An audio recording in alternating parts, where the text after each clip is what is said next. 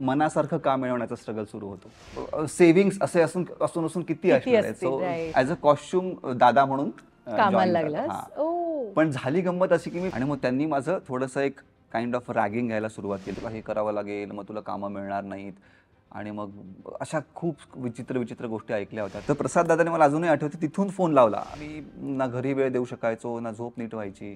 खूप चांगले प्रोजेक्ट्स मला असं वाटतं की ते जर आले असते आणि तर आता खूप वेगळ्या गोष्टी दिसल्या असत्या. तुझी गोष्ट मला जाणून घ्यायची पण त्याआधी मला सांग कसं आहेस, काय चाललंय सध्या? छान, खूप छान आणि खूप स्पेशल वाटतंय आज कारण इतके एपिसोड्स मी ऑलरेडी पाहिलेत त्याची गोष्टच आहे. त्याच्यामुळे एक उत्सुकता होती की यार मला कधी बोलवतायत.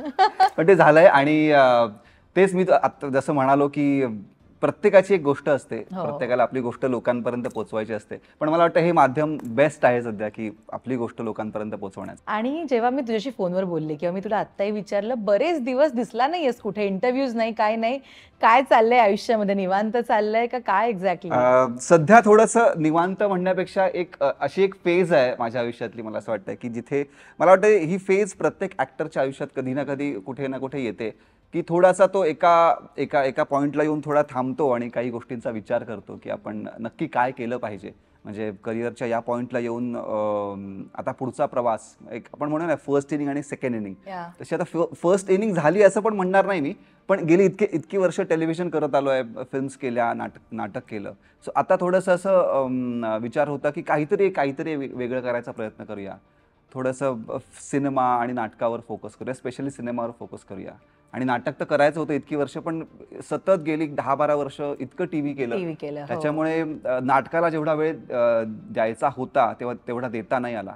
सो आता असा विचार केला की थोडं थांबूया, थोडंसं विचार करूया आणि जे आपल्या मनाला आवडेल किंवा जे मला चॅलेंजिंग वाटेल, जे मला सुख देईल ॲज अन ॲक्टर ते करायचा प्रयत्न करूया. म्हणून काही दिवस थोडासा ब्रेक नाही म्हणणार मी, पण एक थोडा निवांत थोडा बाहेर येऊन विचार करायची फेज आहे. आता ज्या 2 ओळी तू उच्चारल्यास, एक म्हणजे की काहीतरी वेगळं करूया आणि थोडंसं थांबून आपण बघूया की वेगळं काही चाचपडता येतंय का. खरं तर या 2 ओळी आहेत ना, यासाठी खूप पेशन्स लागतात आणि खूप कॅपॅसिटी लागते थांबायची, कारण इतकं कॉम्पिटिशन चाललं आहे, इन्सिक्युरिटीज आहेत कामाला घेऊन, आहे नाहीये परत आहे, राईट.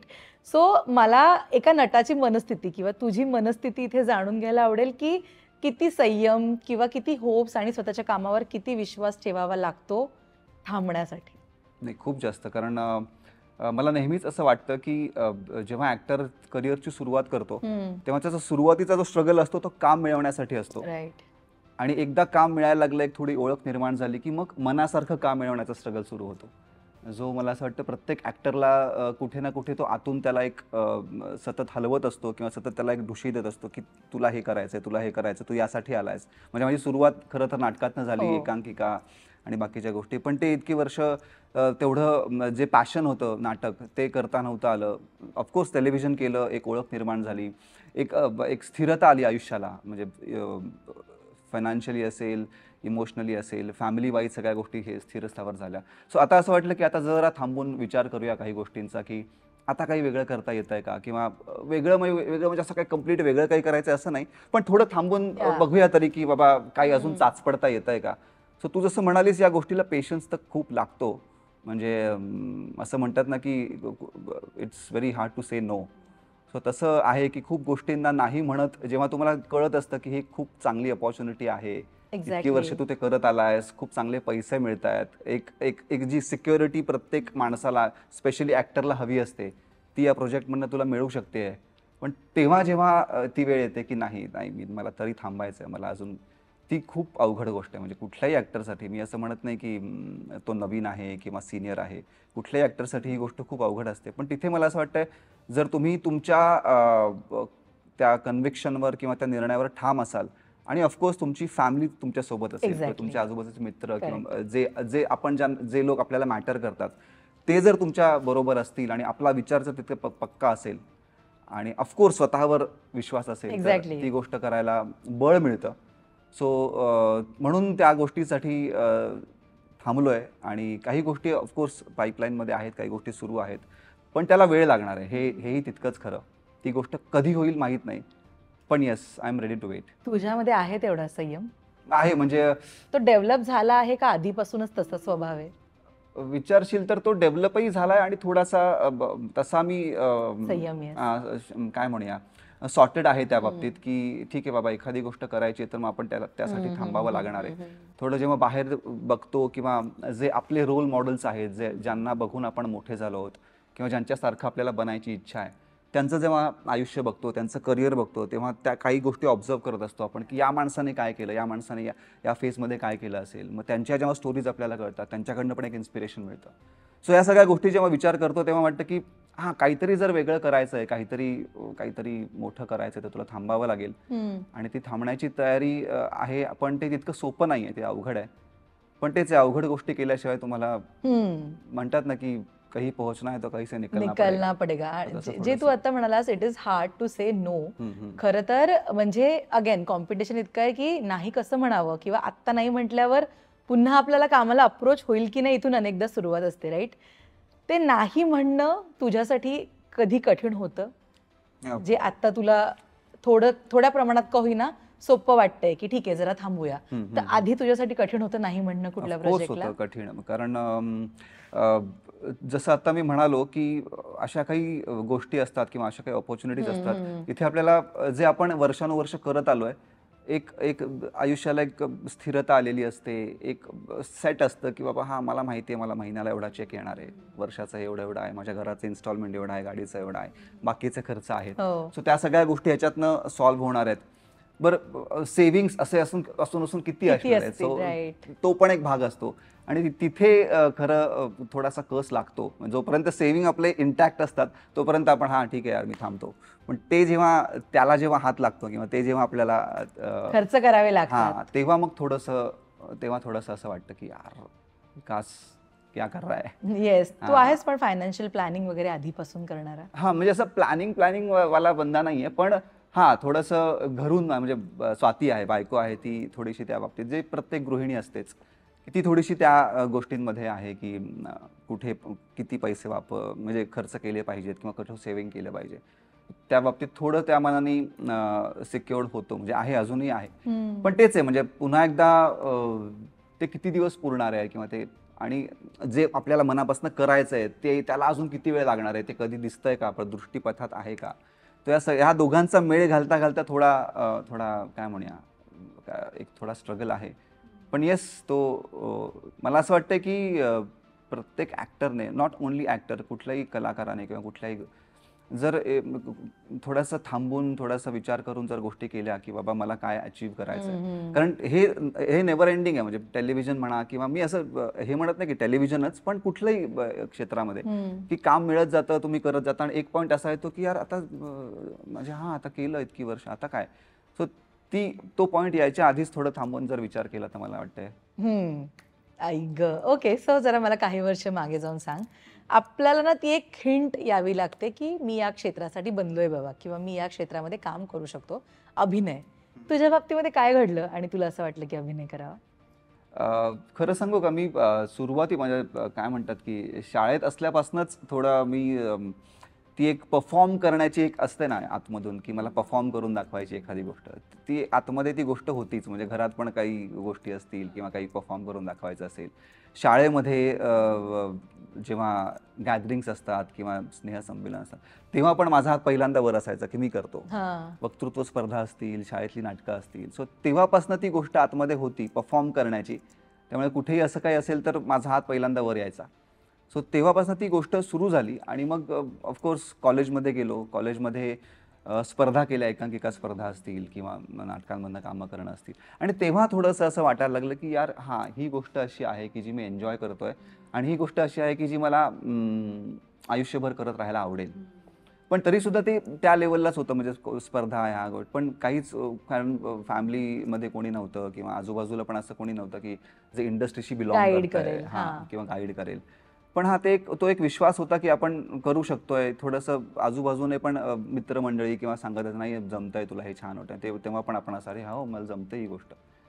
आणि मग हळूहळू त्या गोष्टी सुरू झाल्या आणि मग नाटक बेसिकली पहिल्यांदा करत राहिलो. पुण्यात नाटक केलं, मग नंतर योगेश सोमण जे आहेत पुण्याचे, ज्यांना मी हां. माझे गुरु मानतो, त्यांच्याकडे जॉईन झालो. त्यांच्याकडे 2-3 वर्ष मी होतो आणि त्याच्यानंतर मग मुंबईत आलो आणि मग प्रवास सुरू झाला.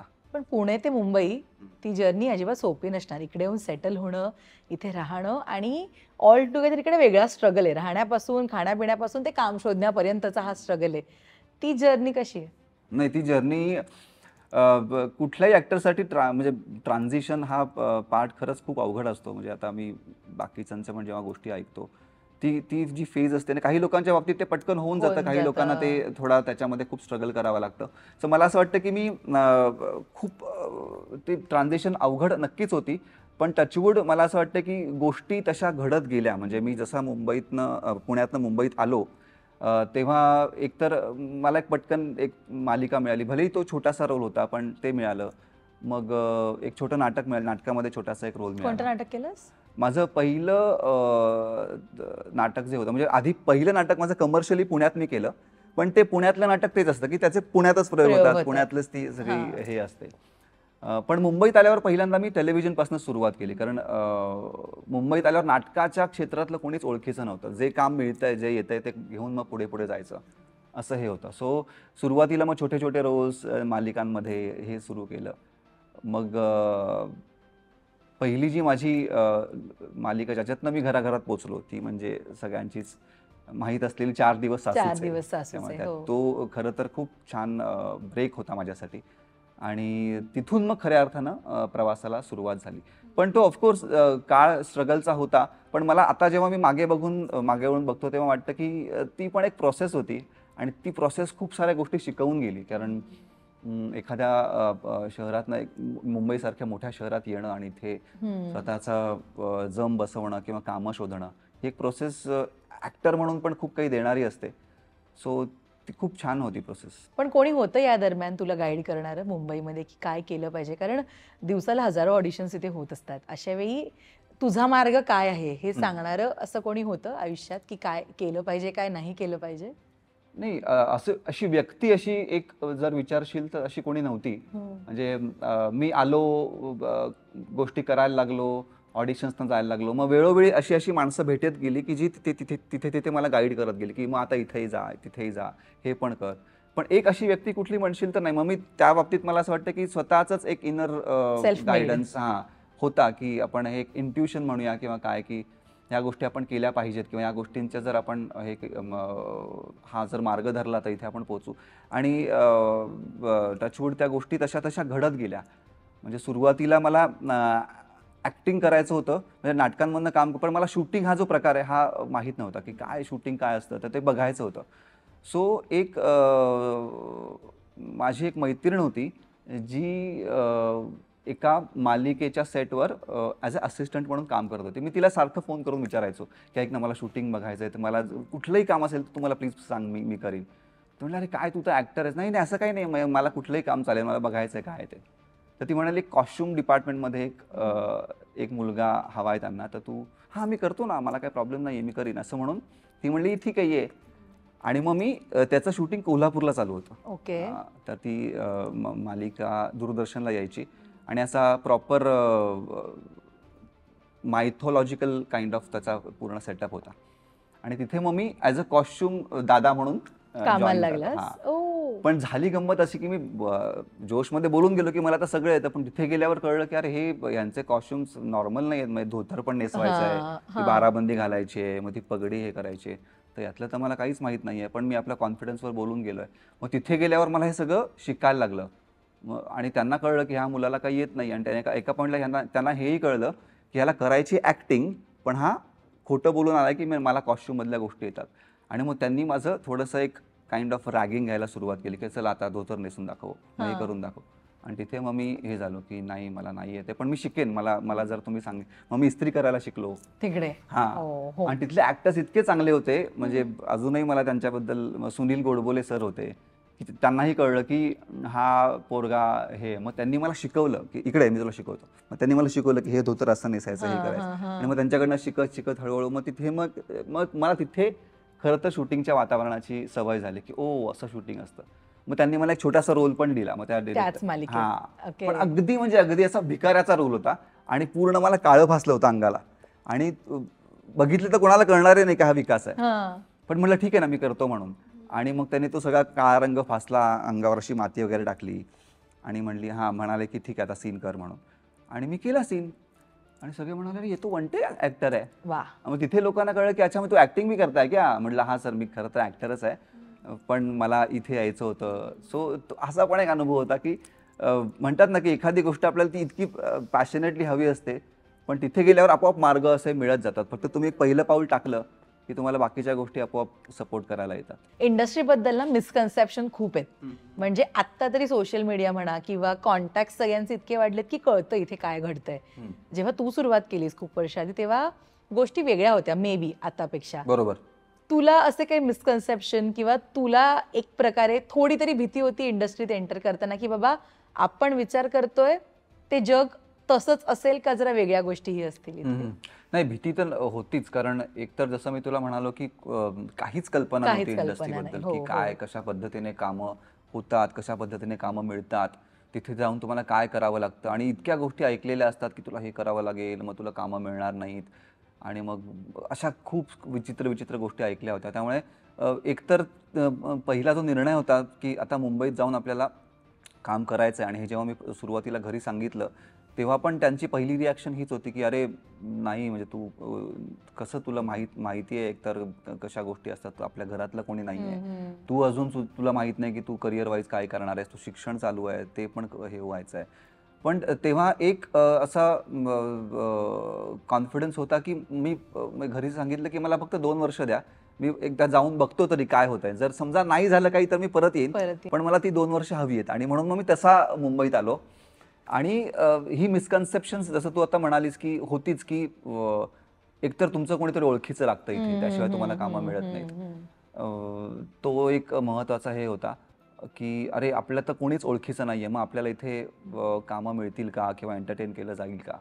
पण तेव्हा एक गोष्ट माझ्या लक्षात आली की तुम्ही जर जेन्युइन असाल आणि तुमच्याकडे जर काम करण्याबद्दलचं पॅशन असेल आणि मुळात तुम्हाला जर ते काम येत असेल तर मला असं वाटतं की ऑफकोर्स ते लोकांना कळेपर्यंत थोडा वेळ लागतो, पण एकदा जर ते लोकांना कळलं की हा म्हणजे हा एक चांगला ॲक्टर आहे किंवा याला एक बरं काम करता येतं, तर तुम्हाला मग कामं मिळायला तेवढं अवघड जात नाही. पण ती वेळ येईपर्यंत तुम्हाला थोडा पेशन्स ठेवावा लागतो आणि ते स्वतःला तुम्हाला प्रूव्ह करावं लागतं की येस मला हे काम जमतंय. सो ती जी फेज होती ती होती, म्हणजे फार मोठी नव्हती, त्या मानाने कामं मिळत गेली. पण मुंबईत आल्यावर लगेच काम मिळालं? लगेच असं नाही, म्हणजे आधी तर मी अपडाऊन करायचो. पुणे मुंबई? पुणे मुंबई, हो. म्हणजे ट्रेनने कोयना एक्सप्रेस, डेक्कन, जी कुठली गाडी मिळेल त्यात बसायचं, सकाळी निघायचं, परत संध्याकाळी इकडनं निघायचं, रात्री घरी पोहोचायचं. तर तो पूर्ण पॅच होताच, म्हणजे तो कोणाला चुकलेला नाहीये. पण त्याच्यानंतर मग हळूहळू मी मुंबईत येऊन, माझा एक मित्र होता, त्याचा एक फ्लॅट होता, मग त्याच्याबरोबर शिफ्ट झालो. मग हळूहळू गोष्टी मग थोडी ती कामं मिळायला लागली. आणि मग लग्न झालं, मग स्वातीला पण इकडे घेऊन आलो. सो ह्या सगळ्या गोष्टी तशा सुरू. लग्न होईपर्यंत सेटल झाला होतास तू ऍक्टिंग मध्ये? नाही, लग्न झालं तेव्हा सेटल नव्हतो झालो, पण कामं म्हणजे 4 दिवस सासूचे चालू होती माझी, पण तशी ती पहिलीच मालिका होती. करेक्ट. तर त्याच्यामुळे सेटल असं नाही म्हणता येणार, तो हे चालूच होता स्ट्रगल. पण एक तेवढा तोपर्यंत एक कॉन्फिडन्स आला होता की हा बाबा, म्हणजे ऍटलीस्ट आपण एक सुरुवात तरी झाली. आणि ऑफकोर्स ती मालिका तेव्हा खूप गाजलेली होती, त्यामुळे त्या मालिकेने तर गणित बदलली सगळी. इतकी पॉप्युलर मालिका होती ती आणि अजूनही त्याबद्दल बोललं जातं. तुझ्याकडे कशी आली 4 दिवस सासूचे? ऑडिशन दिलंस का काय? त्याच्या 4 दिवस सासूचेच्या आधी अवघाची संसार नावाची मालिका सुरू होती, ज्यात प्रसाद दादा पण होता. आणि तिथे श्वेता ताई होती, श्वेता शिंदे. तर मी तिच्या भावाचा रोल करायचो. रोल अगदी छोटा होता, पण तिथे अशी चर्चा चालू होती की अरे तिकडे कारण 4 दिवस सासूचे लीप घेणार होती, म्हणजे आधीची पिढी आता एक नवीन त्यांची पुढची पिढी येणार आहे. आणि तेव्हा चर्चा सुरू होती. आणि तेव्हा श्वेताताई होता, प्रसाद दादा, अरे तू का नाही तिकडे जाऊन ऑडिशन देत, की मला कळलंय असं तिकडे कास्टिंग चालू आहे म्हणून. पण दादा म्हटलं मला कोणी माहिती. तर प्रसाद दादाने मला अजूनही आठवते, तिथून फोन लावला. ते पेडणेकर म्हणून आमचे मॅनेजर होते, की ऐका ना पेडणेकर, ऑडिशन चालू आहेत का? तर म्हटले हां चालू आहेत. तर एक असा मुलगा आहे, मी त्याला पाठवतो, तर तुम्ही त्याचं घ्या ऑडिशन, चांगलं आहे, काम चांगलं करतो. आणि तिथून मग मी तिथे ऑडिशनला गेलो. तर त्या गोष्टीसाठी खरं तर मी प्रसाद दादाला थँक्स म्हटलं पाहिजे, म्हणजे म्हणतोच मी की त्यांनी पटकन ती गोष्ट केली, कारण कारण तो त्या प्रोसेसमधनं आलेला आहे, त्याला माहिती आहे की एखादं नवीन काम मिळणं, आणि तो बघत होता माझं काम बरोबर. बघत होता किंवा माझा स्ट्रगल बघत होता. सो त्यामुळे तिथून मग मी 4 दिवस असोसिएशनच्या ऑडिशनला गेलो, आणि मग तिथे गेल्यावर सगळं ते रोहिणीताई, कविताताई, तो पूर्ण मोठा सेटअप, ऑडिशन दिली, आणि येस 1-2 दिवसात कळवलं की आय एम सिलेक्टेड. ऍक्च्युली काम आपल्याकडे येतं, पण ते आल्यानंतर हे आपल्याला झेपेल का, हा सुद्धा प्रश्न अनेकदा येतो ना, की बाबा आपण हे करू शकू का, किंवा जे कॅरेक्टर आपल्याकडे आलंय त्याला आपण न्याय देऊ शकू का. मला सांग, इतक्या वर्षात किंवा मे बी इनिशियल डेजला असा कधी 1% तरी सेल्फ डाऊट तुला होता की हे आपल्याला झेपेल का, किंवा आपण करू शकतो का हे? तो सेल्फ डाऊट म्हणण्यापेक्षा ती एक भीती पहिल्यापासूनच होती. कारण म्हणजे पहिल्या मालिकेला तर असं होतं ना, की एकतर एवढा मोठा रोल, मोठा म्हणजे त्या घरातला एक महत्वाचा काय म्हणजे कविताताईचा मुलगा, मुलगा. जे अनुराधा हो, हो. होती कॅरेक्टर, आणि ती इतकं गाजलेलं कॅरेक्टर, अख्ख्या महाराष्ट्रात हो, हो. सगळ्यांना ते घराघरात पोचलेलं, तर तिच्या मुलाचं कॅरेक्टर आहे. अरे म्हणजे पहिल्यांदा तर मला असं वाटलं, याला मी खरंच सिलेक्ट झालोय, म्हणजे एवढा विश्वास त्यांनी माझ्यावर टाकला की एवढ्याच मोठ्या कॅरेक्टरसाठी. तर तेव्हापासूनच ती गोष्ट होती की हे जमेल का, किंवा हे मला माझ्याकडनं होईल का, म्हणजे मी त्याला तेवढा न्याय देऊ शकेन का. पण पुन्हा मला तेच वाटतं की माझ्या आजूबाजूच्या लोकांनी, म्हणजे माझे दिग्दर्शक असतील किंवा रोहिणीताई असेल, कविताताई असेल, त्यांनी खूप सपोर्ट केला त्यावेळेस. म्हणजे मला नेहमीच असं वाटतं की जेव्हा आपल्या कामाची सुरुवात होते प्रत्येक ॲक्टरच्या, तेव्हा त्याला त्याच्यावर जे संस्कार होतात किंवा त्याच्या आजूबाजूचं वातावरण जे असतं ते खूप मॅटर करतं त्याच्या पुढच्या प्रवासाला, कुठली बरोबर. दिशा मिळणार आहे त्यासाठी. बरोबर. सो मी खरंच त्या बाबतीत स्वतःला नशीबवान समजेन की ही सगळी मंडळी माझ्या आजूबाजूला होती, आणि त्यांच्यामुळे मला तो कॉन्फिडन्स ते लोक देत गेले की नाही, तुला जमतंय, तू छान करतोयस. आणि मग सुरुवातीला हे वाटायचं की मुद्दाम मला बरं वाटावं म्हणून म्हणतायत का. मग नंतर जेव्हा आपण स्वतःचं काम बघायला लागतो किंवा त्यांच्यासोबत मी कसा वाटतोय, मग हळूहळू तो कॉन्फिडन्स वाढत गेला. पण तो डाऊट तू म्हणतेस ते तो अजूनही आहे थोडासा, की अप टू द मार्क अजून काम होतंय का आपलं, की त्या लेवलचं जे आपले आयडॉल्स आहेत किंवा ज्यांना बघून आपण ॲक्टर व्हायला ठरवलं, किंवा अजून पण ज्यांचं काम बघून आपण इन्स्पायर होतो, त्यांच्या जवळपास कुठे जाता येतं आहे का, हा डाऊट तर. आणि मला वाटतं की तो प्रत्येक कलाकाराला कुठेतरी असतोच, आणि तो असलाच पाहिजे की तेव्हा इम्प्रूव्हमेंट होते ना. हां, तेव्हा मला वाटतं अगदी. improvement होते. येस, आपण जसे आहोत ना, ही आपली पर्सनॅलिटी आहे आणि आपली इंडस्ट्री ही ऑल टुगेदर वेगळी आहे. इथे सोशल लाईफ खूप असतं, किंवा तसंच अप टू डेट राहावं लागतं. म्हणजे आत्ता तर एअरपोर्ट लुकची सुद्धा चर्चा होत असते सेलिब्रिटींच्या. तू जेव्हापासून सुरुवात केलीस ते आत्तापर्यंत मला सांग, तुला कधी असं वाटलं की आपण स्वतःत काहीतरी बदल करावे, मे बी लुकच्या बाबतीमध्ये, वागण्या बोलण्याच्या बाबतीमध्ये, आपल्या सोशल सर्कल सिलेक्ट करण्याच्या बाबतीमध्ये, असे काही बदल तू आधी केलेस, आत्ता केलेस, असं काही घडलं इतक्या वर्षात? गोष्टी म्हणजे माझा जेव्हा हा प्रवास सुरू झाला, तेव्हा जसं आता 4 दिवस असेल, किंवा आय थिंक 2008-9 तो त्या काळात खऱ्या अर्थानं करिअरला सुरुवात झाली. तर तेव्हापासून आत्तापर्यंत खूप साऱ्या गोष्टी बदलत गेल्या. सोशल सर्कल असेल, किंवा सोशल मीडिया आल्यानंतर तर पूर्णच जग हो, बदलून हो, गेलं. हो. पण मला विचारशील की कुठल्या बाबतीत काही चेंजेस करावायचे वाटले का, तर तसे फार नाही वाटलं मला की स्वतःमध्ये चेंज. मला ऑफकोर्स हे वाटत राहिलं की आपण आपल्या अप्रोचमध्ये थोडासा चेंज आणला पाहिजे, किंवा आपण ज्या पद्धतीचं काम करतोय ते अजून कुठल्या वेगळ्या पद्धतीने करता येईल का.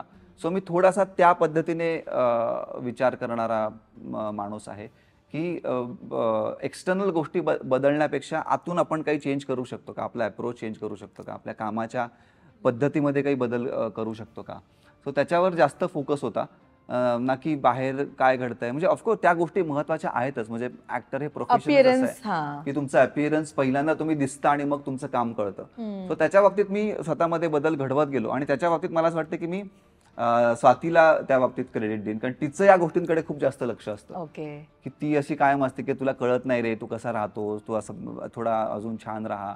आणि मी त्या बाबतीत थोडा आळशी आहे, म्हणजे त्या बाबतीत मी थोडासा असा लेड बॅक ॲटिट्यूड की ठीक आहे ना, टी शर्ट टाकला, जीन्स घातली आणि निघालो.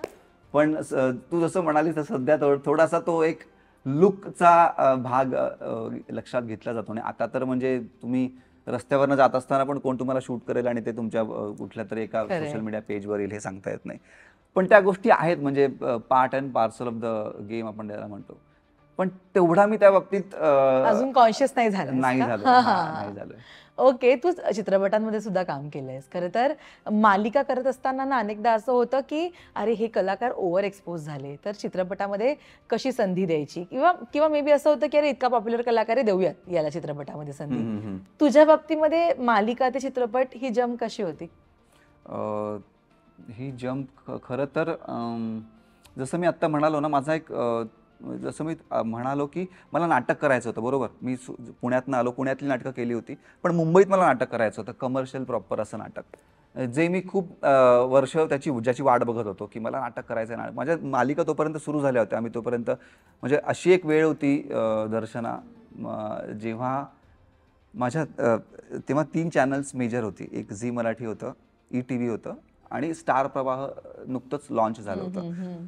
सो माझ्या त्या 3 चॅनलवर 3 मालिका चालू होत्या. आणि योगायोग असा होता, मला माहित नाही की हे अजून कुणाच्या बाबतीत घडलंय का. आय थिंक प्रसाद दादाच्या बाबतीत घडलं असेल, कारण त्यांनी सगळेच रेकॉर्ड्स ब्रेक केलेत. पण त्या 3 मालिका माझ्या 3 चॅनलला संध्याकाळी 8 वाजता लागायची. Same time. म्हणजे 8 वाजता इथे 4 दिवस सासूचे लागायची. झी मराठीवर मी कुलवधू नावाची एक मालिका करत होतो, ज्याच्यामध्ये सुबोध दादा आणि पूर्वा होती. आणि ह्या 3 मालिका चालू होत्या. माझी एक सोनी सब टीव्हीवर मिसेस तेंडुलकर नावाची एक मालिका सुरू होती. त्यात पण मी म्हणजे मी इतक्या गोष्टी साऱ्या करत होतो. मला म्हणजे आता मी जर विचार केला की तेव्हाचा विकास तू कसं मॅनेज करतो. एक्झॅक्टली मी तुला विचारणार होती. म्हणजे मी वेडा व्हायचो की तुला सांगतो की जसं एका दिवशी मी ह्या 3 मालिकांचे 3 वेगवेगळ्या पार्ट्समध्ये, म्हणजे सकाळी मी 4 दिवस शूट केलं, दुपारी मग पटकन जाऊन ह्याचं कुलवधूचं केलं, आणि असे पण काही दिवस होते. Busy life. बिझी होतं. आणि पण तेव्हा सुरुवातीला कसं असतं ना, चल कामं येत आहेत ना, घेऊया कामं, आणि विचारतायत लोक, आपण का नाही म्हणायचं, नाही करूया चल. आणि तेव्हा आजूबाजूला बघत होतो की अरे एवढे लोक काम करतात, मग आपण का नाही करू शकत, आपण तर आता यंग आहोत, केलं पाहिजे. पण जेव्हा काम घेतलं आणि जेव्हा त्याचं प्रेशर जाणवायला लागलं की यार हे खूप जास्त होत आहे, म्हणजे अशी वेळ होती की मी ना घरी वेळ देऊ शकायचो, ना झोप नीट व्हायची. ऑफकोर्स मजा येत होती, लोक कौतुक करत होते, अरे तू सगळीकडे दिसतोयस. पण पुन्हा तेच होतं की यार म्हणजे आपण ऍक्टिंग करतोय कशासाठी, ती गोष्ट आपण एन्जॉय केली पाहिजे, की ते काम एन्जॉय केलं पाहिजे. पण ते थोडंसं मग ते हे व्हायला लागलं की यार नाही, आपण फक्त इकडनं तिकडे धावपळ होते. पण ऑफकोर्स म्हणजे ती फेज मला कधीच मी रिग्रेट नाही करत, मला तेव्हा पण खूप मजा आली होती. तर हे सगळं करत असताना जे मी तुला म्हणाला की एक इच्छा होती की मला नाटक मुंबईत करायचं.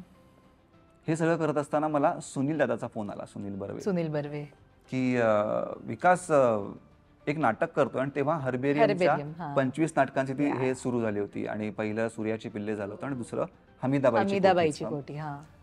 तर एक नाटक करतोय, तर चंदू सरांना तुला भेटायचं आहे, चंद्रकांत कुलकर्णी. तर म्हटलं हो चालेल, मी येतो भेटायला. आणि कधी वगैरे काय भेटणं ठरलं, सरांना भेटायला गेलो, आणि हो म्हणून झाल्यानंतर मी असं पण विकास कसं करणार आहेस तू, 3 मालिका तुझ्या ऑलरेडी चालू आहेत, आणि जी हिंदी सिरियल माझी चालू होती त्याचा सेट नायगावला होता. अरे बापरे. सो ऑल द वे मी तेव्हा तर नायगावचा रस्ता म्हणजे आता तर खूप छान झालाय, पण तेव्हा ट्रॅफिक आणि तरी सगळं चालू होतं. आणि हे करत असताना, आणि चंदू सरांचं नाटक, हर्बेरियम सारखी संस्था, सुनील दादा प्रोड्यूस, आणि हमीदाबाईची कोठी, त्यात कोण कोण होतं सांगतो, जितू जोशी, संजय नार्वेकर, नीना कुलकर्णी, मनवा होती, स्मिता तांबे, आणि असे मंगेश सातपुते, अजून एक विकास पाटील होता त्याच्यामध्ये, तो, अशी पूर्ण टीम. आणि म्हणजे हा मोह तर तू सोडूच शकत नाहीस. आणि जेव्हा एखाद्याला नाटक म्हणजे करायची अशी इच्छा, आणि असे समोरून विचारलं, मी हे केला, पण नंतर विचार केला की नाही करू शकत विकास, तू पॉसिबलच नाही. एक तर तालमी, एवढे सगळे लोक, त्या तुला कुठे ऍडजस्ट करणार, ऑलरेडी तुझ्या नावाने सगळी बोंबाबोंब चालू आहे की विकास वेळेत येत नाही, वेळ देत नाही वगैरे. पण म्हटलं ठीक आहे, एकदा भेटून तर येऊ सरांना. मग मी सरांना भेटलो. सर म्हटलं मला खूप इच्छा आहे करायची, पण असं सगळं आहे, सगळं गडबड आहे. म्हटलं सर मला ठीक आहे रे, करू आपण मॅनेज, काय हे करू, तू कर, भेट मला आणि मला फोन कर तुझं ठरलं. त्याच्यानंतर मी सरांना फोनच केला नाही, कारण मला दिसत होतं की पॉसिबलच नाही आहे. आणि मी पण विसरून गेलो, आणि एक आठवडाभर गेला मध्ये माझं. आणि म्हणतात ना की एखादी गोष्ट जर होणार असेल तर ती कशीही घडते, ती स्वतःहून येते तुमच्याकडे. तर मी माझं काहीतरी बँकेचं काम होतं, गोरेगाव फिल्म सिटी ब्रांच माझी आहे, तिथे गेलो होतो मी. आणि तिथून मी कोणाला तरी भेटून बाहेर पडत होतो आणि समोर चंदू सर दिसले. अरे विकास, तू आलाच नाहीस, मी तुझी वाट बघतोय. पण सर म्हटलं, अरे ये रे तू, बघू आपण काय करायचं ते. म्हटलं शूट, तू ये, तू तालमीला, मी तुला ऍडजस्ट करतो. आणि असं म्हणून सर निघून गेले. आणि मी बाहेर आलो, म्हटलं अरे हे काय आहे, आता एवढं सगळं होऊन सुद्धा जर आता हा माणूस मला चंदू सर भेटतायत आणि स्वतःहून सांगतायत की मी मॅनेज करतो. आता म्हटलं विकास आपण करूया, चल म्हटलं. आणि मग मी तालमीला जायला सुरुवात केली. मग ह्याच्यातनं सगळ्यांना वेळ काढून मग मी तालमी करायला सुरुवात केली. बापरे. आणि पुन्हा एकदा मी तेच सांगतो की हे सगळे जे लोक होते ह्यांनी सगळ्यांनी मला ऍडजस्ट केलं. म्हणजे सेटवर कविताताई असेल, रोहिणीताई असेल, त्यांनी कितीतरी वेळ असं झालंय की माझी वाट बघत त्या थांबलेल्या असायच्या की हा आता विकास येईल. आणि म्हणजे एकतर नाही, म्हणजे एखाद्या नवीन मुलासाठी कोणी एवढी ऍडजस्टमेंट करत नाही. पण आता तर बघ, पण त्या थांबायच्या, कारण त्यांना दिसत होतं की हा एवढ्या या सगळ्या गोष्टी. आणि त्यात आता नाटक पण घेतले. म्हणजे रोहिणी, विकास तू कसं काय, तू बरा आहेस ना. म्हटलं ताई मला नाटक करायचंय आणि एवढे, आणि 25च प्रयोग आहेत ना, मी पटकन हे होऊन जाईन वगैरे असं. आणि मग तशा पद्धतीने ते आणि तिकडे पण म्हणजे नीनाताई असेल, संजय नार्वेक, ते लोक पण माझ्यासाठी तालमी ऍडजस्ट करायचे. सो खरंच मला ह्या सगळ्या लोकांना आता या निमित्तानं थँक्स म्हणायचं आहे की ती गोष्ट त्यांनी जर केली नसती तर मला ते नाटक करता नसतं आलं. आणि ही जी फेज तू आता म्हणालास ना की एकत्र 3 मालिका, हिंदी 1 मालिका प्लस नाटक, तू म्हणालास बिझी सगळं छान, फायनान्शियल स्टेबिलिटी, पैसे येतात, सगळं छान आहे. पण ही फेज ना प्रत्येक नटाला हवीशी असते ना अशी फेज. त्यानंतर परत कधी होती अशी फेज तुझ्या आयुष्यात? कारण तेव्हा तू विचार केला होतास की वेळ कसा देणार, स्वतःला वेळ कसा देणार? नाही, तेव्हा तेच मी सांगतो की ही सगळी प्रोसेस चालू होती. तेव्हा एक वेळ अशी आली ना की मला एक कुठली तरी मालिका सोडावी लागणार होती, नाहीतर होऊच शकलं नसतं. म्हणजे आणि होत असं होतं की मला तर त्रास होतच होता, म्हणजे फिजिकली किंवा झोप होत नव्हती. पण बाकीच्या लोकांना पण मग ते थोडंसं प्रोडक्शन वाईज पण तारखा आणि त्या वेळा ऍडजस्ट करणं, आणि ज्याचं मलाही होतं की माझ्यामुळे यार यांना ऍडजस्ट करावं लागतंय. सो मग मी ती हिंदी मालिका ड्रॉप केली. मग त्यांना मी धाडस करून सांगितलं की सर असं असं होतं. कारण एक तर असं होतं की ते लोकेशन खूप लांब होतं आणि एक वेगळं वातावरण होतं ऑल टुगेदर. ते म्हणजे हिंदी मालिका, मग तिथे पण देवेन भोजाने वगैरे ती सगळे सिनियर मंडळी होती त्यांच्यात. मग तिथे पण माझ्यासाठी थांबलेले लोक आहे, मी तिकडे लेट पोहोचायचो. ते थोडं एक गिल्ट पण येत होतं. आणि म्हटलं एक ठीक आहे ना, म्हणजे मराठी नाटक आणि मराठी सिरियल्स हे आपले सगळे सर्कल आहे, ते लोक आपल्याला ऍडजस्ट करतील. ह्यांना आपण मग जर काही ड्रॉप आउट करायचं तर मग आपण ते करू. मग मी त्यांना रिक्वेस्ट केली की मला प्लीज फ्री करा, आणि मग तिकडनं मी फ्री झालो. पण तेव्हा एक गोष्ट माझ्या लक्षात आली की जसं मी तो आत्ता म्हणालो की जो आनंद मिळाला पाहिजे कामातनं तो कुठेतरी हरवला होता. आणि तेव्हा मी ठरवलं की आता बस, आता ह्याच्यानंतर जर मी कुठली मालिका करेन तर मी एकावेळी एकच मालिका करेन असं. आणि मग म्हणजे ऑफकोर्स ही 2-3 वर्षाची फेज होती, असं काही पटकन झाली नाही. पण मग त्याच्यानंतर मग मी जी मालिका केली, मग तेव्हा मी ठरवलं की एक मालिका आणि एक नाटक किंवा जर असं हे करायचं. आणि तेव्हा मी शांतपणे हे करायला, कारण फायनान्शियल स्टेबिलिटी हा शब्द असा आहे ना की तुम्ही जितकं काम कराल तेवढे पैसे तुमच्याकडे येतात. हे काही पगारासारखं नाहीये, पर डे आहे, इकडे पर डेचा हिशोब आहे. अशा वेळी फक्त आपण एकच मालिका करूया किंवा एक नाटक करूया, धाडस लागतं. विकास, तू कुठून एकवटलंस हे धाडस? बघ कितीही काय झालं ना तरी प्रत्येकाला फायनान्शियली स्ट्रॉंग व्हायचंय, प्रत्येकाला स्टेबल व्हायचंय, कारण शेल्फ लाईफ खूप कमी आहे या क्षेत्रात. आणि आता कामं मिळतात, पुढे जाऊन परत एक्झॅक्टली, कारण एवढं नवीन टॅलेंट आपल्याकडे येतं. ते धाडस तू तेव्हा कसं एकवटलंस, आणि अजूनही आहे का तेच की लिमिटेड करूया, छान करूया? हो, नाही, धाडस तर ऑफकोर्स तेव्हा म्हणजे मला आता पण विचार केला तर वाटतं की हा निर्णय खरं तर खूप कठीण होता.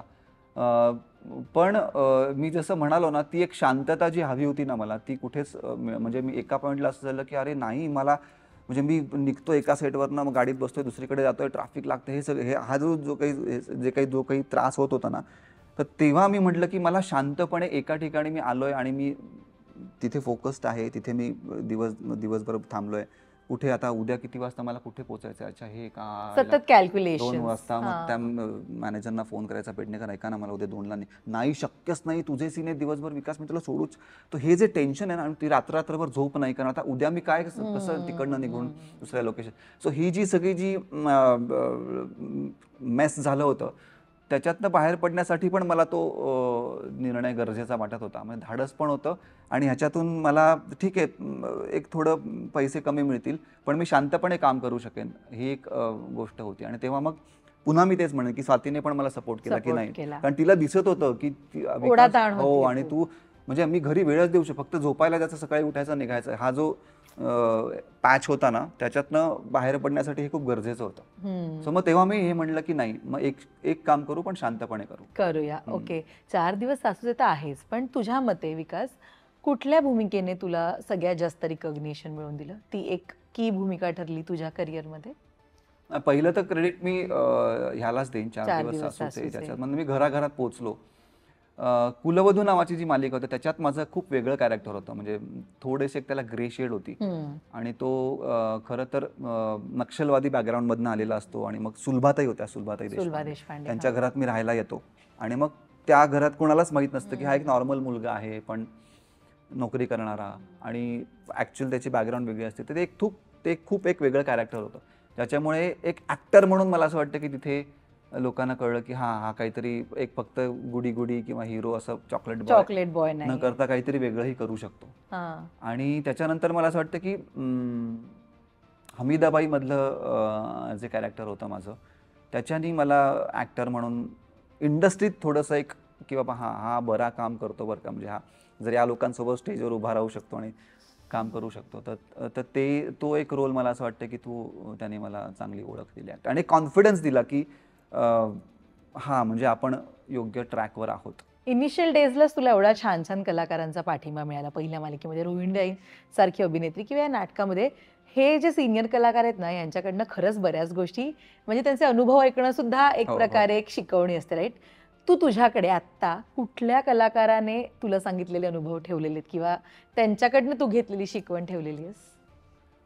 मला कायमच मी एक नाटक केलं होतं, थोडंसं लॉजिक थोडंसं मॅजिक, ज्याच्यामध्ये मोहन जोशी सर होते. आणि तर त्यांनी मला एक सल्ला दिला होता. तर तो मला असं वाटतं की मी तो कायमच माझ्या काय म्हणूया ना, बॅक ऑफ द माइंड ठेवतो की विकास, कारण ते पण बघत होते, कामं चालू आहेत आणि मालिकांचं शूटिंग, मग त्यात ते नाटक पण चालू आहे की तू चांगला ॲक्टर आहेस, ओके, पण कधीही लक्षात ठेव, तू असं नको करूस की कामं सोडतोयस, किंवा तू कामं करत राहा, थांबू नकोस. पण एक पॉईंट असा येईल ना की तुझ्या वाट्याला असा एक रोल येईल की जो रोल तुझं करिअर बदलू शकतं, किंवा तुझं ॲक्टर म्हणून जी काही तुझी आयडेंटिटी आहे ते चेंज करण्याचं पोटेन्शियल त्या रोलमध्ये असेल.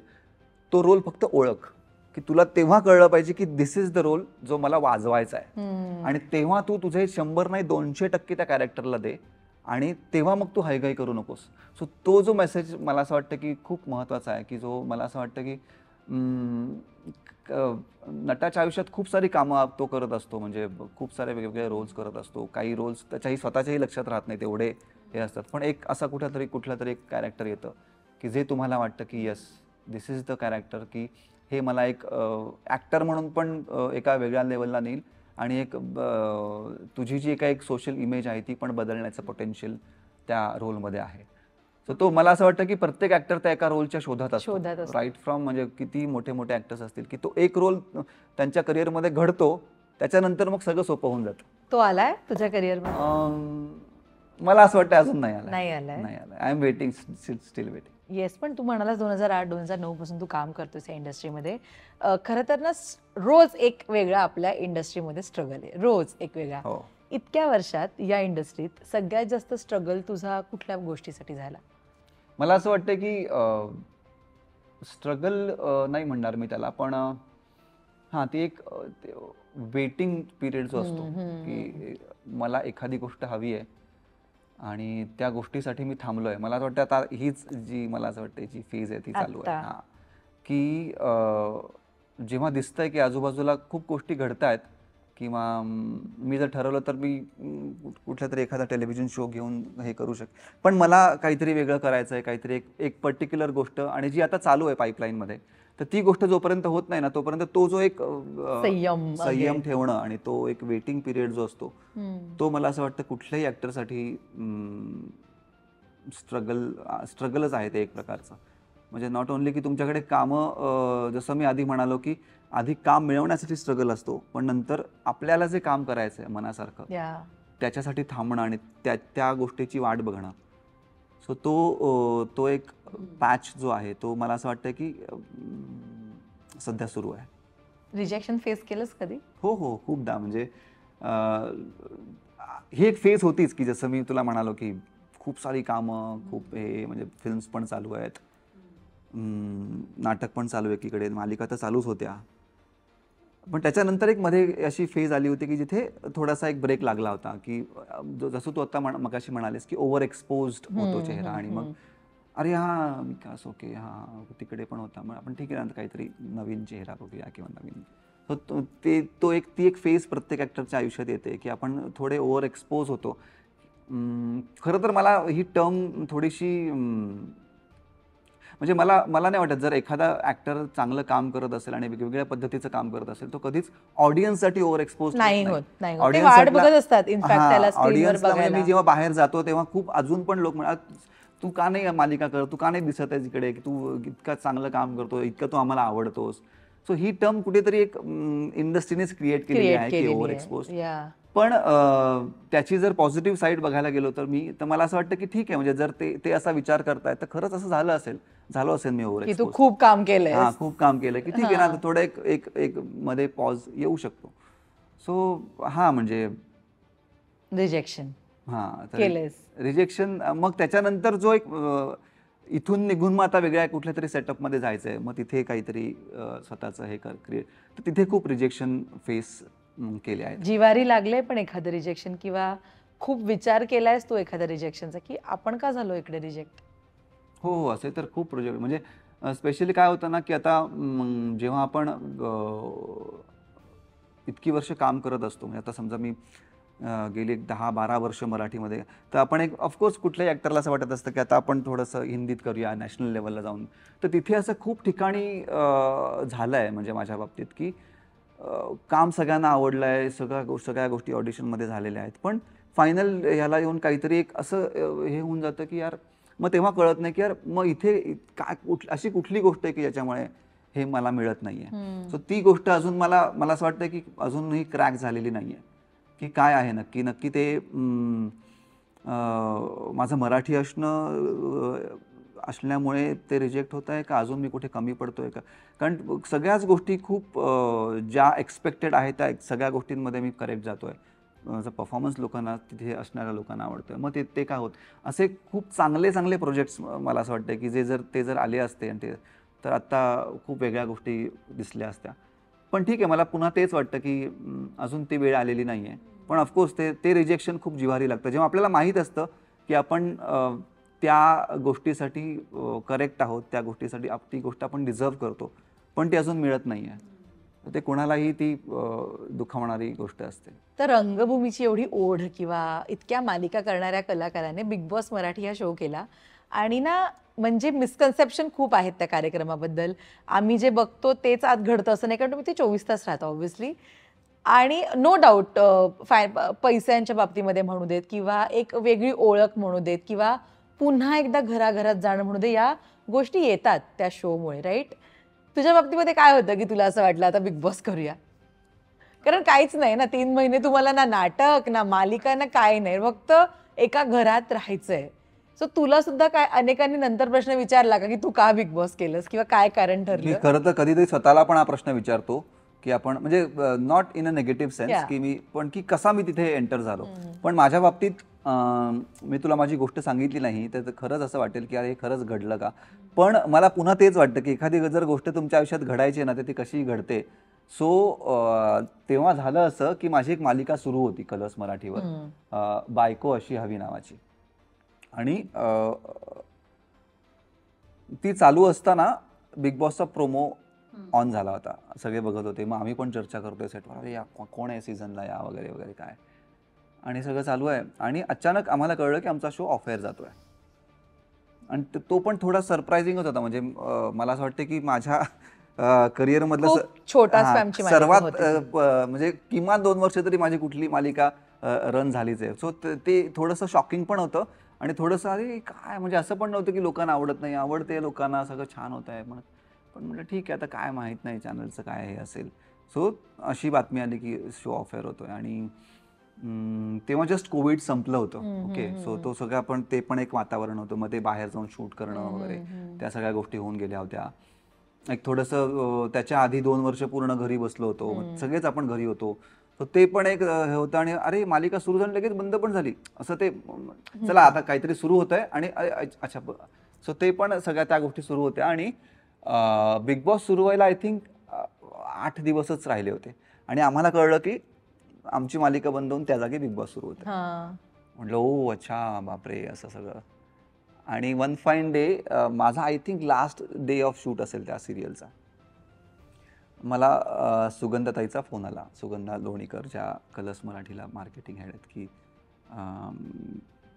काय कसा आहेस विकास. म्हटलं काय नाही मॅम छान आहे, आता हे अनफॉर्च्युनेटली शो संपला आहे, सो आता बघू. ते म्हणाले की ही अनफॉर्च्युनेट गोष्ट तुला फॉर्च्युनेट करायला आवडेल का. तर मला वाटलं अजून वेगळा शो विचारतायत की काय. तर म्हटलं हां काय. तर बिग बॉस करायला आवडेल का. तर 2 मिनटं मी पॉज केला. म्हटलं माहीत नाही, म्हटलं मी कधीच विचार नाही केला की मी बिग बॉसला जाईन किंवा मी त्यासाठी नाही पण तू विचार कर, चांगली ऑपॉर्च्युनिटी आहे, तसंही तुझं आता हे संपत आहे, सो बघ. पण म्हटलं आता तर सुरू होत आहे ना. म्हटले हां आपण करू, तू एकदा विचार म्हणजे सांग तरी. म्हटलं मला थोडा वेळ द्या मी सांगतो. आणि मग मी फोन ठेवला आणि शांत बसलो. अरे हे काय आता नवीन ये क्या ट्विस्ट आ गया लाईफ में. मग मी स्वातीला फोन केला. ऑफकोर्स पहिला फोन मी तिला करून विचारलं की अगं असं असं. आणि स्वाती जी आहे ना ती बिग बॉसची डाय हार्ड फॅन आहे. ती सगळे सीझन म्हणजे हिंदीचे सगळे सीझन्स तिने पाहिले आहेत. आता म्हणजे तमिळ आणि तेलुगू तिला कळत नाही म्हणून आता तेही पाहिले असते, इतकी ती अशी बिग बॉसवाली आहे. तर तिला मी फोन केला की ऐक ना असं असं. अरे जा असं पहिली रिॲक्शन होती. म्हटलं वेडी आहेस का तू, अजून काहीच माहित नाहीये, अजून कसली तयारी नाहीये काय, तू जा बिंदा आपण बघू काय करायचं ते, असं तिचं पहिलं हे होतं. आणि मला वाटतं की ती जास्त त्याच्या मागचा फोर्स होती मी बिग बॉसला. कारण माझं तर अजिबातच मी स्वतःला इमॅजिन केलं नव्हतं त्या पूर्ण सेटअपमध्ये. आणि मग 8च दिवस राहिले होते. मग ठरलं की बाबा ठीक आहे, तसे आता हे लवकर संपलंय, आता ठीक आहे हा पण एक एक्सपिरियन्स की काय होईल 2-3 आठवड्यात बाहेर येऊ, असं म्हणून मी एक मजा करू, टाइमपास करू आणि येऊ, असं या झोनमध्ये मी होतो. आणि मग दुसऱ्या दिवशी सांगितलं की ओके. आणि कोविड असल्यामुळे आम्हाला क्वारंटाईन केलं होतं 8 दिवस आधी हॉटेलमध्ये. सो माझ्याकडे वेळच नव्हता. माझ्याकडे फक्त पुढचे 1 का 2 दिवस होते ज्याच्यामध्ये मी काही गोष्टी हे करू शकत होतो. कपडे असतील, शॉपिंग असेल किंवा काय बाबा बिग बॉस. म्हणजे मी बघत आपल्याला बिग बॉस फॉर्मॅट तर माहित असतो, पण आपण आज जाऊन करणार काय.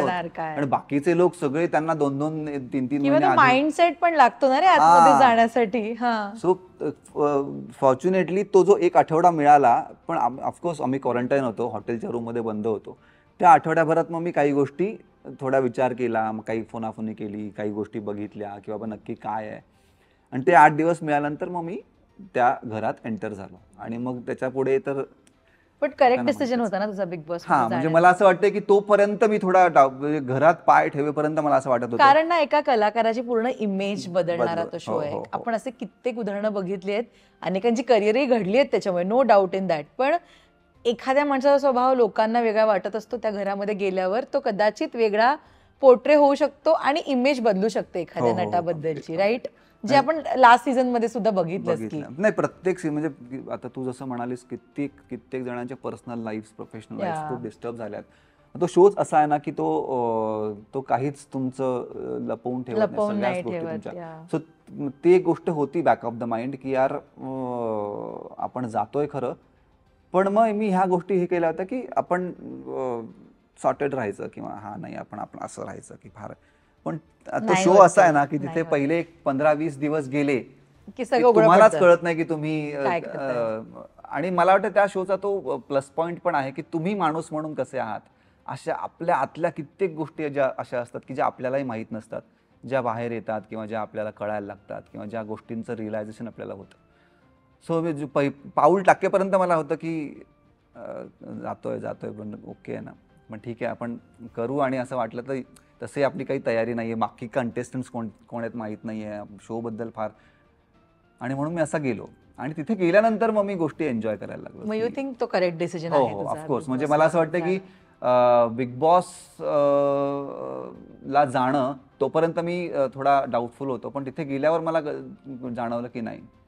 म्हणजे आयुष्यातले काही मोजके करेक्ट डिसिजन त्यातला हा एक होता असं मला वाटतं. म्हणजे इतकं मला हे वाटतं की 100 दिवस एखाद्या ठिकाणी राहणं अशा 15 लोकांबरोबर ज्यांच्याबद्दल तुम्हाला काही माहित काहीच नाही माहित नाहीये. आणि त्या वातावरणात तुम्हाला एक सर्वाईव्हच करायचं असतं. सो तो एक स्वतःची पण एक परीक्षा असते, माणूस म्हणून पण, एक एक ॲक्टर म्हणून पण तुम्हाला काही गोष्टी तुमच्या स्टेकला असतात. सो या सगळ्या गोष्टी जेव्हा तुम्ही स्वतःला पारखून बघता, तर ही संधी मला असं वाटते, मला वाटत नाही अजून कुठे मिळाली असते. अगदी. आणि इतके वर्ष इंडस्ट्रीमध्ये काम केलेल्या कलाकारांसाठी सगळ्यात असतं की आपलं करिअर स्टेकला लागतं बरोबर अख्खं, बरोबर की आज जाऊन बाहेर आपण कुठली पर्सनॅलिटी बनून येऊ याची आयडियाच नसते. बरोबर राईट? बरोबर राईट राईट. ओके, मस्त. अनेक ना, जसं तू म्हणालास की खूप सिनियर कलाकारांचं गायडन्स म्हणा किंवा अनेक अनुभव या जर्नीमध्ये तुझ्या बरोबर आहेत. काही अनुभव आपल्याला खूप छान गोष्टी शिकवून जातात, ते आपण ठेवतो स्वतःकडे. काही अनुभव असे असतात की आपल्याला ते आपण विसरण्यावर भर देतो अनेक अनुभवांकडे. राईट?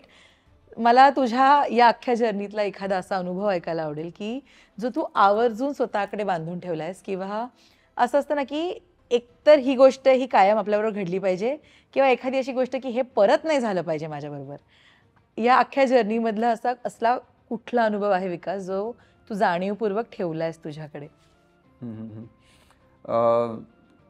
मला ना कायमच ही परत मी हमीदाबाईच्या कोठीच्या प्रयोगांकडे येईन. मग तो अनुभव असा आहे की जो खरंच खूप समाधान देणार, म्हणजे अजूनही मला जेव्हा आठवतं तेव्हा मला खूप असं भरून येतं. आमचा हमीदाबाईचा शेवटचा प्रयोग होता, 25वा, जो ह्याला होता, सायन्सचं जे मोठं थिएटर आहे, काय नाव, हा मुंबईतलं सगळ्यात मोठं थिएटर असं आपण म्हणूया. तर तिथे प्रयोग होता आणि सगळे दिग्गज आले होते आणि तिथे नाना सर आले होते, नाना पाटेकर सर. सो सगळेच असे ऐका, कारण आमचं हमीदाबाईचं असं होतं ना की प्रत्येक शोला कोणी ना कोणी असायचं असतं. म्हणजे आज कोणतं आशुतोष गोवारीकर सरच आलेत, परवा कोण शर्मिला मॅमच आल्यात, अशा म्हणजे मोठे मोठे लोक, ॲक्टर्स. कारण त्या नाटकाची पण ती पुण्याई होती आणि त्या पूर्ण जे 25 प्रयोगांचं जे काही ते एक सुनील दादाने उपक्रम चालू केला होता, त्याला पण तो सुंदर रिस्पॉन्स होता. सो शेवटच्या प्रयोगाला नाना सर आले होते आणि त्यांनी स्वतः काम केलंय नाटकामध्ये, सत्तारचं, म्हणजे जो जितू करत होता. सगळे असे एक्सायटेड, आणि तिथे बघायला गेलं तर मी दुसरा विकास होता, मनवा, तसे आम्ही बाकी सगळेच असे हे होते, म्हणजे मोठे आणि खूप काम केलेले. माझं असायचं की अच्छा हो, दडपण तर असायचंच, पण तेवढं नाही की बाबा अरे आपल्याला कोण बघा, आपण येऊन जाऊ पटकन, एंट्री 3-4 सीन होते असं. सो प्रयोग झाला आणि मग ते वरती आले सर, आणि मग सुनील दादा आले, संधू सर आले. कसं वाटलं सर तुम्हाला नाटक वगैरे विचारलं. आणि आम्ही, सीन असा होता की हा पडदा आहे, ते पडद्याच्या बाहेर बोलत होते आणि आम्ही आतमध्ये असे सगळे कान लावून की आता सर काय बोलतायत. आणि मी थोडासा असं मागेच बसलो होतो. नाही, नाटक छान होतं, मला आवडलं, सगळ्यांचीच कामं उत्तम झाली, पण तो बाबूजी ज्यांनी काम केलं ना, त्याचं काम मला खूप जास्त भावलं, तो मला खरा वाटला. तर त्याचं मला कौतुक करावं असं वाटेल. कोण, त्याचं नाव मला माहीत नाही, आणि मी आतमध्ये असा होतो माझ्याबद्दल बोलतायत, हे खरं आहे, मी ऐकतोय. तर सगळ्यांच्या अशा माना माझ्याकडे वळला की, आणि म्हणजे असं त्यांनी फक्त माझं कौतुक केलं त्या दिवशी. सो ती जी मुवमेंट होती ना, ती माझ्यासाठी, कारण ऑफकोर्स म्हणजे नाना पाटेकर सर, आणि तेव्हा तर मी म्हणजे अगदी नवीन, जस्ट पहिलंच नाटक, आणि तेव्हा अशा एखाद्या माणसाकडनं आपल्या कामाला पावते मिळणं. सो ती मुवमेंट खूप म्हणजे एक कॉन्फिडन्स देणारी पण होती, आणि कायमच म्हणजे अजूनही मला ती गोष्ट आठवली की खूप असं खूप भारी वाटतं. वाव, किती मस्त, खूप चांगली कॉम्प्लिमेंट ऍक्च्युली, कारण एवढ्या नटांमध्ये आपलं कौतुक होत आहे, हे बेस्ट आहे. आणि लीस्ट एक्सपेक्टेड होतं खरं तर की असं काही होईल. ती लक्षात आहे कॉम्प्लिमेंट कायम, आणि ती तुला आठवत असेल जेव्हा जेव्हा तू नाटकासाठी प्रयत्न करत असशील किंवा जात असतील रंगभूमीवर तेव्हा, है ना? पण कुठल्या प्रकारचं काम आहे विकास जे अजून तुझ्यापर्यंत आलं नाहीये आणि हे आलं पाहिजे आपल्याकडे असं तुला वाटतं? असे म्हणजे असे तर खूप रोल्स आहेत की जे मला वाटतात की मी केले पाहिजेत किंवा मी करू शकतो. मला असं वाटतं की एक सिनेमा आता म्हणजे माझ्या डोक्यात म्हणण्यापेक्षा आम्ही एक प्लॅन करतोय की ज्याच्यामध्ये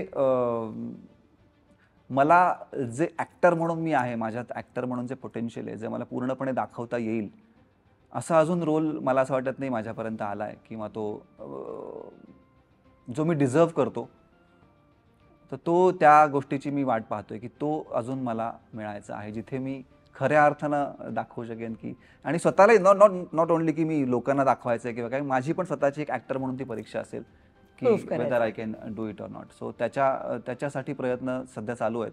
सो मला असं वाटतं की टचवूड लवकरच ते काम लोकांसमोर येईल. या संपूर्ण गप्पांमध्ये ना एक गोष्ट विकास मी जी नोटीस केली ती म्हणजे तू खूप प्रत्येक गोष्टीमध्ये ना संयम ठेवणंस की होईल होईल हळूहळू होईल पण छान होईल. खरं तर हा मुद्दा रिलेट करतो डिरेक्टली तुमच्या मेंटल स्टेबिलिटीला, तुमच्या मेंटल पीसला. राईट. आत्ता बरेच जण बोलतात ना या सगळ्या गोष्टींवर. तू मला सांग, गेल्या इतक्या वर्षांमध्ये पेशन्स ठेवण्यासाठी एकतर आणि आपल्याला हवंय ते काम येण्यापर्यंतचा स्ट्रगल मध्ये तारण्यासाठी तू तुझी मेंटल हेल्थ एकतर किती कस लागलाय त्याचा आणि त्या मेंटल पीससाठी, त्या स्टेबिलिटीसाठी तू प्रयत्न करतोस का? हो, नक्कीच. म्हणजे मला वाटतं की आपलं फील्ड हे असं आहे जिथे मला कायमच वाटत आलं किंवा आता खूप जास्त प्रकर्षानं वाटतं की आणि स्पेशली ॲक्टरसाठी मला असं वाटतं की ॲक्टरच्या लाईफमध्ये जो स्ट्रगल असतो तो मला वाटत नाही अजून कुठल्याच प्रोफेशनमध्ये असेल. म्हणजे खरं तर हे कोणाला तरी ओव्हर स्टेटमेंट वाटेल, पण माझं असं मला कायमच असं वाटतं की नॉट ओन्ली माझ्या बाबतीत मी असं म्हणतोय, पण मी जेव्हा आजूबाजूला बघतो इतके सारे लोक येतात काम करण्यासाठी आणि त्यांचा जो स्ट्रगल सुरू असतो. जसं मी म्हणालो की कामं मिळणं एका पॉईंटला अवघड नाही राहत, पण जे मला करायचं आहे, जे मला आनंद देणार आहे किंवा मला एका पर्टिक्युलर स्थानी पोहोचवणारं काम आहे, त्या कामाची वाट पाहणं जे आहे ते मला वाटते खूप जास्त पेशन्सचं आणि खूप जास्त मेंटली स्ट्रॉंग, मेंटली स्टेबल असलेल्या माणसानेच मला असं वाटतं की या गोष्टी मी असंच म्हणेन की जर तुम्हाला ॲक्टर बनायचं आहे ना, आधी तुम्ही मेंटली स्टेबल व्हा. खूप जास्त पेशन्स इथे लागतो आणि खूप जास्त तुम्हाला जर तुमची वाट पाहण्याची तयारी असेल, स्वतःवर कॉन्फिडन्स असेल, ते पॅशन असेल त्या कामाच्या बाबतीत की येस मला हेच करायचं, हे सोडून मी काहीच करू शकत नाही. म्हणजे मध्ये एका खूप ग्रेट हॉलिवूड ॲक्टरचं स्टेटमेंट मी ऐकलं होतं की त्यांना विचारलं, त्यांनी असं सांगितलं, तुम्ही ॲक्टर तेव्हाच बना जेव्हा तुम्हाला असं वाटेल की जर मी ॲक्टिंग नाही केलं तर मी मरून जाईन. हे जर कन्व्हिक्शन आणि ही जर गोष्ट तुमच्यामध्ये असेल तरच तुम्ही ॲक्टर बना, नाहीतर तुम्ही या फंद्यात पडूच नका. आणि मलाही कुठे म्हणजे ठीक आहे मरून बिरून एवढं नाही, पण की बाबा ही गोष्ट सोडली तर मला नाही वाटत दुसरं काय करीन. सो ती गोष्ट जर तुमच्यामध्ये असेल तर तुम्ही तरू शकता इथे किंवा तुम्ही एका लेवलला पोहोचू शकता. सो यासाठी लागणारी जी मेंटल स्टेबिलिटी आहे किंवा यासाठी लागणारा जो पेशन्स आहे तो एकतर मला असं वाटतं की तुमच्यामध्ये मुळातच असायला पाहिजे माणूस म्हणून, नाहीतर मग जसं तुम्ही तो डेव्हलपही करू शकता. सो मला असं वाटतं की माझ्यामध्ये तो थोडासा पहिल्यापासून आहे आणि प्लस थोडीशी एक स्पिरिच्युअल बॅकग्राऊंड माझी, स्पिरिच्युअल बॅकग्राऊंड म्हणण्यापेक्षा एक आपण ज्याला दैववाद म्हणतो की प्रत्येक गोष्ट जी घडती आहे त्या गोष्टीच्या मागे काहीतरी कारण आहे आणि ते कदाचित आपल्याला आत्ता कळणार नाही की हे का घडतंय, पण काहीतरी कारण आहे जे कदाचित पुढे जाऊन कळेल किंवा कदाचित ते कळणारही नाही, पण येस त्या गोष्टीमागे कारण आहे आणि प्रत्येक गोष्टीची एक वेळ ठरलेली आहे. सो ते तुम्ही नाही चेंज करू शकत. म्हणजे तुम्ही कारण आता इतकी वर्ष काम केल्यानंतर इतक्या सगळ्या गोष्टी आपण करत असतो, इतका स्ट्रगल करत असतो, पण एखादी गोष्ट जेव्हा व्हायची तेव्हाच ती होत असते. सो ते जे अंडरस्टँडिंग जे आहे मला असं वाटतं ते तुमच्यामध्ये आलं पाहिजे आणि याच्यासाठी खूप मार्ग आहे. जसं ध्यानधारणा आहे, मेडिटेशन आहे, थोडंसं गुरुकृपा आहे तुमचं, जर तुमच्या गुरूंवर तुमचा विश्वास असेल. ऑफकोर्स फॅमिली सपोर्ट आहे, आई बाबा आहेत तुमचे, तुमची इमिजिएट फॅमिली जी आहे त्यांचा सपोर्ट आहे. सो ती जी मेंटल स्टॅबिलिटी आहे ती मला असं वाटतं की एक तर मुळात माझ्याकडे आहे आणि अशा काही गोष्टी आपल्या आयुष्यात घडत असतात आपल्या आजूबाजूला पर्सनल लाईफमध्ये, ज्या गोष्टी तुम्हाला स्ट्रॉंग करतात आणि ज्या गोष्टी तुम्हाला एक माणूस म्हणून कम्प्लीट इन आउट चेंज करून ठेवतात. सो अशा गोष्टी घडल्यानंतर तुम्ही एक वेगळे पर्सनॅलिटी म्हणून समोर येता. सो ती जी गोष्ट आहे ती माझ्यामध्ये मला असं वाटतं की तो पेशन्स त्याच्यामुळे डेव्हलप झाला आहे आणि अजूनही आहे आणि अजूनही मी पेशंट आहे आणि मला असं वाटतं की येस मला माहिती आहे की माझा हा जो वेट आहे किंवा मी जे थांबलो आहे ज्या गोष्टीसाठी मी थांबलोय ती मला मिळणारच आहे. आणि ती लवकर मिळू देत तुला. Yes. त्या निमित्ताने सुद्धा आपण गप्पा मारू. विकास, थँक्यू सो मच एकतर तू वेळ दिलास आणि इतक्या छान गप्पा मारल्या. तुझी जी काय जर्नी होती ती उलगडण्याचा प्रयत्न झालाय माझा इथे. आय होप तुलाही आवडलंय हे सगळं शेअर खूप करताना. छान, खूप छान. म्हणजे मला असं वाटतं की जेव्हा आपण गप्पा मारतो तेव्हा मला पण एक रिवाइंड Yeah. केल्याचा फील येतो की Correct. इतक्या साऱ्या गोष्टी आपण केल्यात ज्यांचा मला पुन्हा एकदा त्यांना जाऊन भेटता आलं, त्या गोष्टी पण पुन्हा एकदा अनलाइज करता आल्या. सो या गोष्टींचा मलाही पुढे जाऊन खूप फायदा आणि होणार ही जर्नी अशीच कित्येक वर्ष चालू राहू देत. पुढे भेटत राहू प्रत्येक प्रोजेक्टच्या वेळी. All the very Thank you so much. Best Thank आणि you so much. Thank you once again. Thank you, thank you.